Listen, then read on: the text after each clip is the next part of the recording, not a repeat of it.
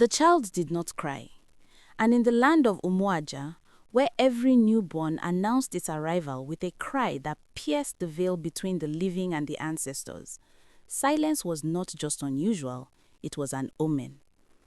The midwife's hands trembled. Outside the mud-walled hut, rain struck the earth like a warning drum. Thunder rolled across the sky, low and angry, as though the gods themselves were restless. Inside, Ada lay weak, her breath shallow, her eyes searching. Why is he not crying?" she whispered. The midwife did not answer. She lifted the child higher, her aged eyes scanning his tiny body. He was warm. He was whole.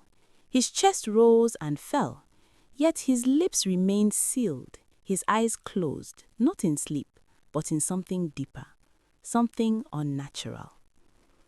Then, a sound. Not from the child, from the corner of the room. A soft shuffle. The midwife froze. Ada did not notice. She was too weak, too consumed by the fear clawing at her chest. "Give him to me," Ada begged, her voice cracking. "Let me hold my son." The midwife hesitated, because in that corner, where shadows gathered thicker than they should, something shifted again. And for a brief moment, just a flicker between lightning and darkness, she saw a figure. Still, watching. The midwife blinked. The corner was empty. Her heart pounded loudly in her ears. Slowly, she turned back and placed the child into Ada's waiting arms. The moment Ada touched him, the baby let out a scream. Sharp, sudden, piercing. Ada wept with relief, but the midwife did not, because she knew. The cry had come too late. And in Umu-Aja, when a child delayed his cry, it meant the spirits had already touched him. 3 nights later, the child was dead. No wound marked his body, no sickness had been seen. He had fed well, slept well, and clung to life like any newborn should. Yet, on the 3rd night, as the moon hid behind heavy clouds, his breath simply stopped. Ada's wail tore through the palace like a blade. Women rushed, elders gathered, the king was summoned. But before anyone could speak, before grief could fully settle, a voice rose among the elders. "This is not the first." Silence fell, because it was true. It was not the first. The Palace of 4 Wives. King Obinna ruled Umu-Aja with a firm hand and a guarded heart. His palace stood at the center of the kingdom, large, commanding, and always watched by both men and spirits. He had 4 wives. Ezine, the first, wise and quiet. Her words carried the weight of unseen knowledge. Amara, the second, beautiful, sharp-eyed, and restless in a way no one could quite name.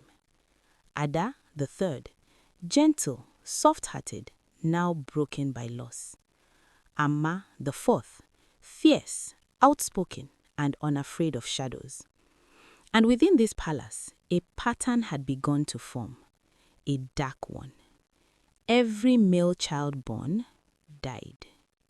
Not immediately, not violently, but always mysteriously, always within days, and always without explanation. Whispers in the dark. They say the throne rejects them. They say the spirits are angry. They say the king has offended the ancestors. They say, and here the whispers dropped, someone in this palace is feeding on them. The words traveled like wind through dry leaves, quiet but impossible to stop. And in the center of it all, Amara listened. Amara's silence. Amara sat alone in her chamber, her fingers tracing the edge of a small carved figurine. Her face was calm, too calm. Outside, the cries of mourning still lingered. Ada had not stopped weeping since the child's death. Even Amma, strong as she was, had been seen with tears in her eyes. But Amara Amara did not cry. Instead, she whispered, "I will not be forgotten." Her voice was soft but heavy with something deeper than grief. "I will not fade into the shadow of women who failed." Her grip tightened around the figurine. "I will give this kingdom its heir." Her eyes darkened. "Even if the spirits themselves must answer to me." The first seed of suspicion. It was Ezine who noticed. Ezine whose silence was never empty. She had watched each death with a stillness that unnerved even the elders. She had listened, not just to words, but to what moved beneath them. And now, as Ada's child was buried beneath the sacred Iroko tree, Ezine stood apart, watching, thinking, because something was wrong. Not with the spirits, not with the land, but with the living. Her gaze drifted, slowly, toward Amara, who stood at the edge of the gathering, unmoved, unbroken, unchanged. Ezine's lips parted slightly, and for the first time, a thought formed in her mind that she dared not speak aloud. What if the danger is not from the unseen, but from within these walls? Night of the red moon. That night, the moon rose red, not bright red, but dull, like blood that had begun to dry. And while the palace slept, Amara did not. She walked, barefoot, silent, her wrapper barely making a sound as she moved past sleeping guards, past quiet corridors, past the chambers of the other wives, until she reached the outer edge of the palace grounds, where the forest began, where no wife was meant to go alone. But Amara did not hesitate. She stepped into the darkness. The woman in the forest. The forest of Umu-Aja was not a place for the uninvited. Trees grew thick and twisted, their branches like arms reaching, warning. The air was heavier there, still, watching. And deep within it, a hut. Small, crooked, breathing shadows. Amara stopped before it. For the first time that night, she hesitated. Then a voice came from inside. "You have come." Amara's spine stiffened. Slowly, she stepped forward and entered. The smell hit her first.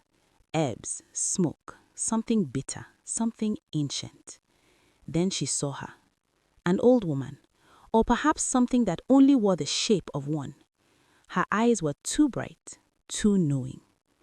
"You seek what others have lost," she said. Amara swallowed. "I seek what is mine." The woman smiled, a slow, dangerous smile. "No," she said softly. "You seek what you are willing to pay for." Silence stretched. Then Amara spoke. "I will do anything." The woman's smile widened. And outside, the red moon slipped behind the clouds. What the forest took. When Amara returned to the palace before dawn, nothing seemed different. The guards still stood, the air still breathed, the kingdom still slept. But something had changed. Something unseen, something irreversible.